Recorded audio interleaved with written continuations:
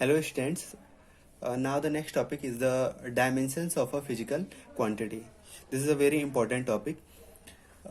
इससे पहले हमने पढ़ा था कि एसआई सिस्टम में 7 फंडामेंटल यूनिट्स होती हैं जिनके टर्म्स में हम क्या करते हैं, किसी भी अदर फिजिकल क्वांटिटी को रिप्रेजेंट कर सकते हैं. ठीक है, तो जो ये 7 फंडामेंटल यूनिट होती हैं इन्हें कहा जाता है 7 dimensions of the physical world. ठीक है, इनको कहा जाता है 7 dimensions of the physical world. ठीक है, तो इसमें जो डायमेंशन ऑफ लेंथ है, डायमेंशन ऑफ लेंथ, जब भी हम किसी फिजिकल क्वांटिटी की डायमेंशन को रिप्रेजेंट करते हैं तो उसको हमेशा ब्रैकेट के साथ लिखा जाता है. तो यहाँ पे होगा L. ठीक है, where L represent the length. Similarly the dimension of mass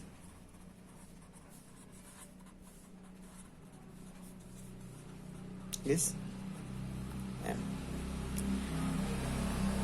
Dimension of time, it is T. Now dimension of current, it is ampere. Dimension of thermodynamic temperature, it is K. Dimension of luminous intensity,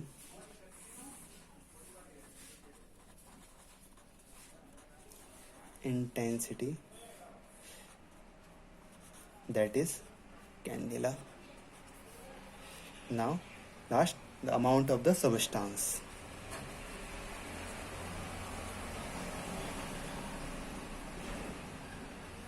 It is written as mole. तो basically ये क्या है, हमारी fundamental या 7 dimensions हैं physical world की. अब हम क्या करते हैं, किसी भी फिजिकल क्वांटिटी को, ठीक है, या किसी भी फिजिकल क्वांटिटी की जो यूनिट है, डिराइव्ड यूनिट है, उसको इसके टर्म्स में, इनके टर्म्स में लिख सकते हैं. तो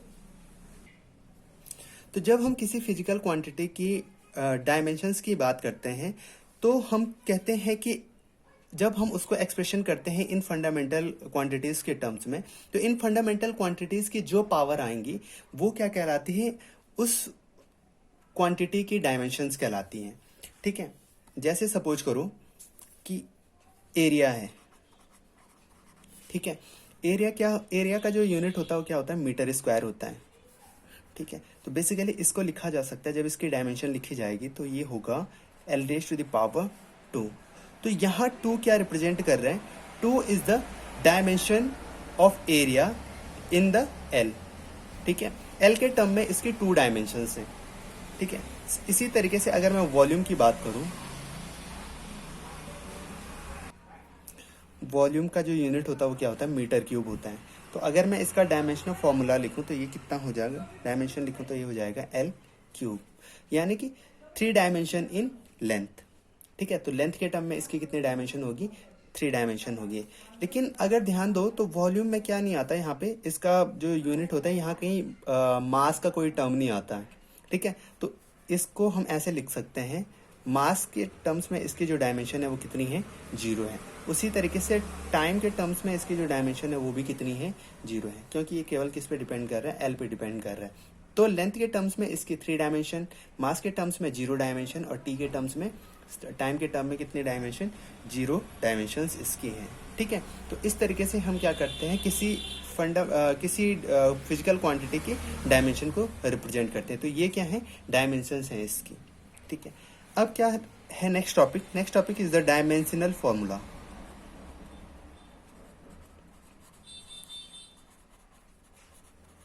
dimensional formula, basically dimensional formula वो एक्सप्रेशन है जो ये दिखाता है कि फिजिकल क्वांटिटी कौन कौन सी फंडामेंटल क्वांटिटी पे डिपेंड करता है, और वो फंडामेंटल क्वांटिटी किस तरीके से आपस में कंबाइन होके उस फिजिकल क्वांटिटी को रिप्रेजेंट करते हैं.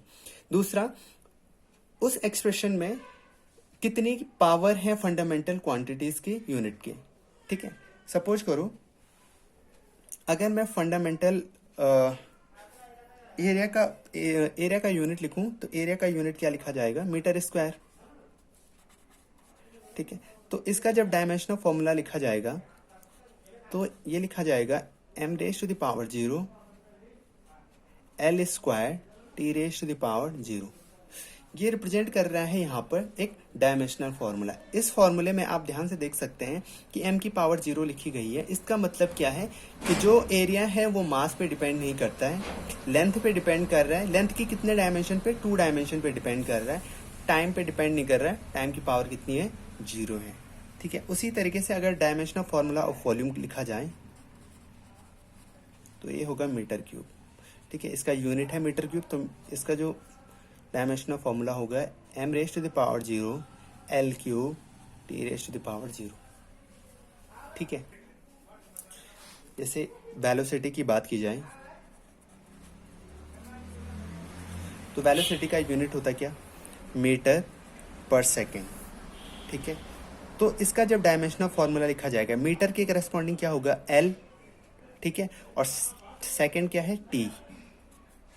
T⁻⁻1। तो LT-1, या इसको अगर मैं m के टर्म्स में भी लिखूं तो m⁻0 L⁻1 T⁻⁻1।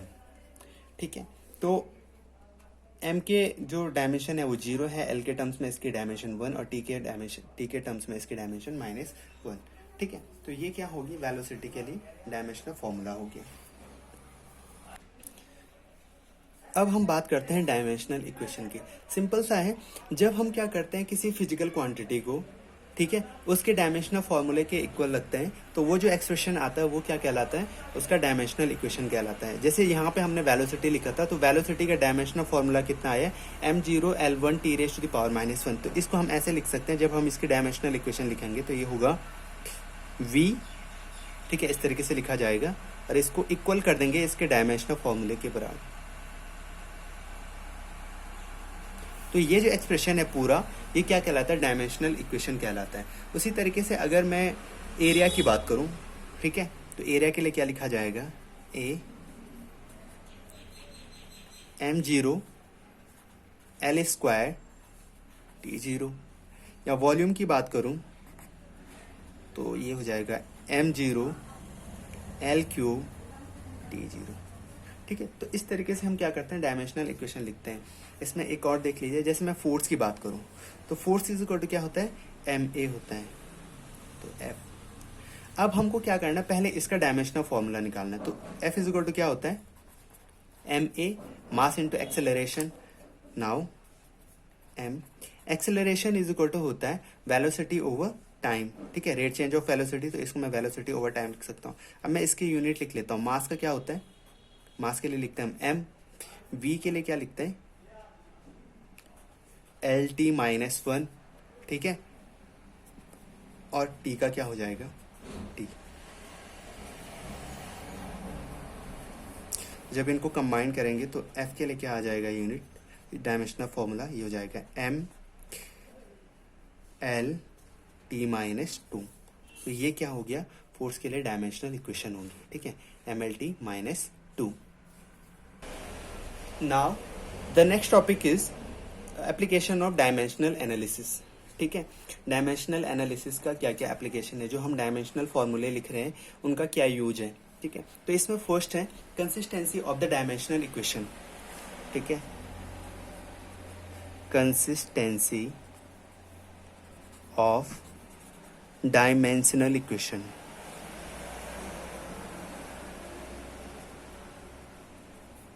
और इसी के अंदर आता है principle of homogeneity of dimension.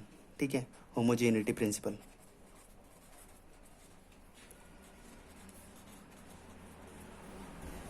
Principal of homogeneity कहता है कि हम केवल उन दो फिजिकल क्वांटिटीज को ऐड या सब्ट्रैक्ट कर सकते हैं जिनकी डायमेंशंस क्या हो?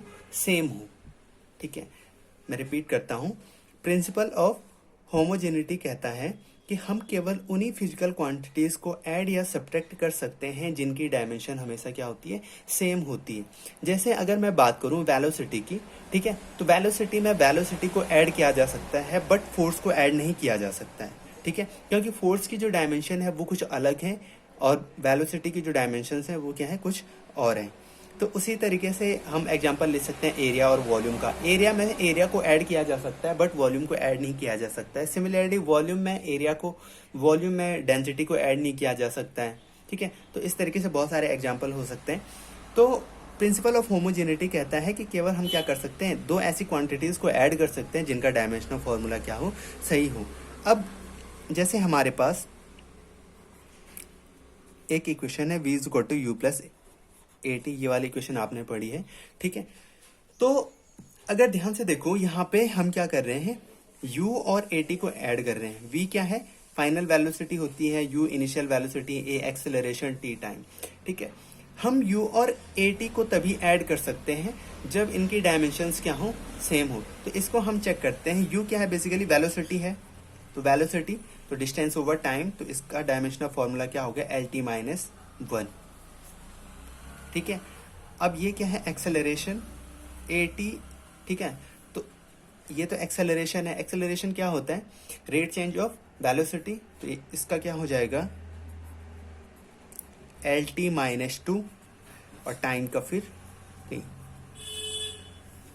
तो ये हो जाएगा आपका एल टी माइनस 1। तो इसका जो डायमेंशनल फॉर्मूला है, इसका जो डायमेंशनल फॉर्मूला आया वो दोनों क्या आया, सेम आया। u और ए टी जो टर्म आया, इन दोनों का जो डायमेंशनल फॉर्मूला आया वो सेम आया। तो ये दोनों क्या हो रहे हैं, ऐड हो रहे हैं, ठीक है। तो ये क्या है, तुम्हारे होमोजेनिटी प्रिंसिपल है। इसका हम एक एग्जांपल और देख लेते हैं, जैसे 1/2 mv square is equal to mgh, ठीक है। ये दोनों जो टर्म्स हैं वो इक्वल तभी होंगे या तभी हो सकते हैं जब इनके डायमेंशनल फॉर्मूले क्या हो, सेम हो। तो हमको चेक करना है कि क्या इन दोनों के डायमेंशनल फॉर्मूले जो टर्म्स हैं उनके डायमेंशनल फॉर्मूले सेम है कि नहीं है, ठीक है। तो यहाँ पे पहला है 1/2 जो क्या है, ये मैग्नीट्यूड है, इसका कोई वो नहीं होता है, ठीक है, डायमेंशनल फॉर्मूला नहीं होता है। तो हम यहाँ पे सीधे जो फिजिकल क्वांटिटी है इनके लिए डायमेंशनल फॉर्मूले लिखेंगे। तो मास के लिए m v स्क्वायर, ठीक है। तो क्या है एल टी माइनस 1 वेलोसिटी का स्क्वायर, मास के लिए m, g क्या है, बेसिकली एक्सेलरेशन है, तो इसके लिए लिखा जाएगा एल टी माइनस 2, और h क्या है, बेसिकली डिस्टेंस है, लेंथ है, तो इसके लिए l। यहाँ देखिए ये हो जाएगा m, जब मैं इसका स्क्वायर करूँगा तो L square T raise to the power minus 2, और यहाँ हो जाएगा m L T minus 2 L, ठीक है। अब मल्टीप्लाई कर लो, सबको कंबाइन कर लो, तो ये हो जाएगा m L square T raise to the power minus 2, और इस तरफ भी देखिए m एल ये है, एल ये है, तो एल स्क्वायर हो जाएगा टी माइनस 2। दोनों तरफ जो डायमेंशनल फॉर्मूला है वो क्या है, सेम है। यानी कि ये जो एक्सप्रेशन है वो क्या करता है, डायमेंशनल कंसिस्टेंसी को होल्ड करता है, और ये एक्सप्रेशन क्या है, डायमेंशनली करेक्ट है, ठीक है। तो इस तरीके से हम और भी एक्सप्रेशन देख सकते हैं, ठीक है। Now, second application of dimensional analysis is to convert a physical quantity from one system of units to another, ठीक है। तो किस तरीके से हम एक फिजिकल क्वांटिटी को दूसरे सिस्टम में चेंज करते हैं। मान लो कि हम दुकान में गए और हमने दुकानदार से बोला कि हमें 1 किलो चीनी तोल के दो, ठीक है। तो दुकानदार ने हमें 1 kg चीनी क्या की, तोल के दी, ठीक है। अब अगर मैं उसे ये बोलता कि मुझे 1000 ग्राम चीनी दो, ठीक है, तो हमें कितनी चीनी देता, 1000 ग्राम चीनी देता। क्या इस क्वांटिटी में और इस क्वांटिटी में कोई अंतर है? ऑब्वियसली नहीं है। ये भी 1 kg है और ये भी 1 kg है, मैग्नीट्यूड तो उतना ही रहेगा, थैले में तो उतनी ही चीनी आएगी, ठीक है। यानी कि जब भी मैं सिस्टम में यूनिट को चेंज करता हूँ, ठीक है, पहले मैंने kg में बोला और फिर मैंने ग्राम में बोला, बट दोनों बार चीनी जो आई वो क्या आई, सेम आई। तो मैग्नीट्यूड क्या रहता है, अनचेंज रहता है। मैग्नीट्यूड हमेशा क्या रहता है, सेम रहता है। बट क्या चेंज हो जाता है, यहाँ पे ध्यान दो, एक तो यूनिट चेंज होगी, किलोग्राम और 1 ग्राम। दूसरा इसका जो न्यूमेरिकल वैल्यू है, यहाँ 1 था और यहाँ कितना हो गया, 1000 हो गया, बट मैग्नीट्यूड तो सेम है ना, ठीक है। तो चेंज क्या हुआ, एक तो न्यूमेरिकल वैल्यू चेंज हुई और दूसरा क्या चेंज हुआ, यूनिट चेंज हुआ, ठीक है। अब इससे पहले हमने पढ़ा था कि किसी फिजिकल क्वांटिटी के लिए मैग्नीट्यूड क्या होता है, numerical value multiplied by unit होता है। क्योंकि दोनों कंडीशंस में जो न्यूमेरिकल मैग्नीट्यूड है वो सेम रहता है। यानी कि अगर Q इज इक्वल टू मैं लिखूं पहले वाले सिस्टम में n1 न्यूमेरिकल वैल्यू हो और यूनिट u1 हो, और दूसरे वाले सिस्टम में n2 न्यूमेरिकल वैल्यू हो और u2 क्या हो, तुम्हारी यूनिट हो, तो इन दोनों से क्या हो जाएगा, n1 u1 is equal to n2 u2 हो जाएगा। ठीक है, तो ये हमने पहले भी देखा था। ठीक है, तो मान लो ये वाला जो सिस्टम है u1 जो सिस्टम है वो SI सिस्टम को रिप्रेजेंट कर रहा है, और u2 जो सिस्टम है वो किसको रिप्रेजेंट कर रहा है, CGS सिस्टम को रिप्रेजेंट कर रहा है। यानी कि जब मैं u1 में, ठीक है, सिस्टम 1 में क्या करूंगा, मास को लिखूंगा या वेट को लिखूंगा, तो वो किस में लिखा जाएगा, केजी में लिखा जाएगा, और यहाँ जो लिखा जाएगा वो किस में लिखा जाएगा, मास ग्राम में लिखा जाएगा। ठीक है, तो अगर मैं इसके डायमेंशनल फॉर्मूले की बात करूँ, वेट के डायमेंशनल फॉर्मूले की बात करूँ, तो ये कितना होगा, यहाँ पे इसका जो डायमेंशनल फॉर्मूला होगा वो होगा m1, ठीक है, और m1 की पावर 1 होगा बेसिकली। ठीक है, और L0 T0 हो जाएगा। सिमिलरली n2 और q2 की के लिए क्या हो जाएगा, मान लो कि m2 raise to the power 1 हो जाएगा यहाँ पे, क्योंकि यहाँ m2 इस वजह से लिखा गया, यहाँ जो वैल्यू होगी वो किस में होगी, ग्राम में होगी, और यहाँ किलोग्राम में होगी। तो m1 इज इक्वल टू, मान लो m1 कितना है, 1 kg है। ठीक है, तो ये कितना ग्राम होता है, 1000 ग्राम। ठीक है, और m2 कितना हो गया, 1 ग्राम। बेसिकली ये यूनिट में लिखा जाएगा। ठीक है, तो अब जब हम मान लो कि हम 1 kg में देखना चाहते हैं कि कितना ग्राम है, मान लो कि हमें n2 अननोन है, हमें नहीं पता कि 1000 ग्राम होता है, अब हम केवल देखना चाहते हैं, तो इसको जब हम यहाँ पे रखेंगे तो n1, ठीक है, ये हो जाएगा m1 की power 1 is equal to n2 m2 की पावर 1। हमें n2 की वैल्यू कैलकुलेट करनी है, तो मैं लिख सकता हूँ n2 is equal to n1 m1 की पावर 1 ओवर m2 की पावर 1। ये सिंपली 1 को एलिमिनेट कर सकते हैं, हम ऐसे लिख सकते हैं n2 is equal to n1 m1 over m2। ठीक है, अब n1 की वैल्यू हमको पता है, n1 की वैल्यू कितनी है, 1 है। ठीक है, 1 kg जो कि हमको गिवन है, हमको ये पता है कि 1 kg को कन्वर्ट करना है, तो n1 की वैल्यू कितनी होगी, 1 होगी, तो ये हो जाएगा 1। m1 कितना था हमारे पास, 1000 ग्राम, तो 1000, ठीक है, ओवर m2 कितना था, 1, तो n2 की वैल्यू कितनी आ जाएगी, यहाँ पे 1 1 और ये 1000, ये हो जाएगा 1000। ठीक है, तो n2 की वैल्यू कितनी हो जाएगी, 1000। इससे मैं क्या लिख सकता हूँ, 1 kg इज इक्वल टू 1000 ग्राम। इस वाले फॉर्मूले में रख के ये वाला हो जाएगा n1 u1 is equal to n2 u2। तो n1 कितना था, 1, u1 kg में था, और n2 कितना है, 1000, और u2 किस में है, ग्राम में। ये इस तरीके से लिखा जाएगा। एक और एग्जांपल की मदद से समझने की, जैसे फोर्स है, फोर्स का CGS जो यूनिट होता है वो डाइन होता है। ठीक है, फोर्स का जो CGS यूनिट होता है वो क्या होता है, डाइन होता है। और अगर SI सिस्टम की बात की जाए तो SI यूनिट जो होता है वो क्या होता है, न्यूटन होता है। अब हमें इन दोनों में रिलेशन देखना है, हमको चेक करना है कि 1 डाइन कितने न्यूटन के इक्वल होता है। तो मान लो कि n न्यूटन के इक्वल होता है, हमें नहीं पता कि कितने न्यूटन के इक्वल होता है, हमें ये कैलकुलेट करना है। ठीक है, अब देखिए फोर्स को क्या लिखा जाता है, F is equal to m a. ठीक है, तो इसका जब डायमेंशनल फॉर्मूला लिखा जाएगा तो ये कितना हो जाएगा, m/L/T - 2 इसका डायमेंशनल फॉर्मूला होता है। ठीक है, अब ध्यान से देखिए, अगर मैं बात करूं CGS सिस्टम में, CGS सिस्टम में मास का जो यूनिट होगा वो कितना होगा, वो होगा ग्राम। तो मान लो कि हम इसको इस तरीके से लिख रहे हैं कि CGS सिस्टम में जब हमने लिखा तो ये है m1 L1 T1 raise to the power -2, इसका डायमेंशनल फॉर्मूला ये है। तो m1 की वैल्यू कितनी हो जाएगी, 1 ग्राम, क्योंकि यूनिट कितना है इसका, 1 ग्राम। ठीक है, L1 की वैल्यू, CGS सिस्टम में लेंथ की वैल्यू कितनी होती है, सेंटीमीटर, तो 1 सेंटीमीटर।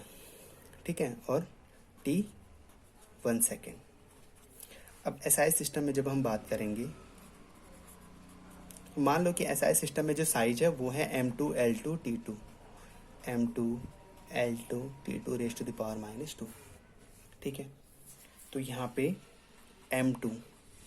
अब SI सिस्टम में जो मास का यूनिट होता है वो कितना होता है, kg होता है। तो यहाँ पे आ जाएगा 1 kg, L2 हो जाएगा कितना, लेंथ है तो 1 metre and T2 1 second. 1 kg कितने ग्राम के इक्वल होता है, 1000 ग्राम के इक्वल होता है। 1 मीटर 100 सेंटीमीटर के इक्वल होता है और 1 सेकेंड एज इट इज रहेगा। तो जब हम डायमेंशनल कंसिस्टेंसी देखेंगे तो यहाँ पे लिखा जाएगा 1 dyne is equal to n newton. ठीक है, तो यहाँ पे n1 की वैल्यू 1 है और n2 की वैल्यू स्मॉल n है, तो 1।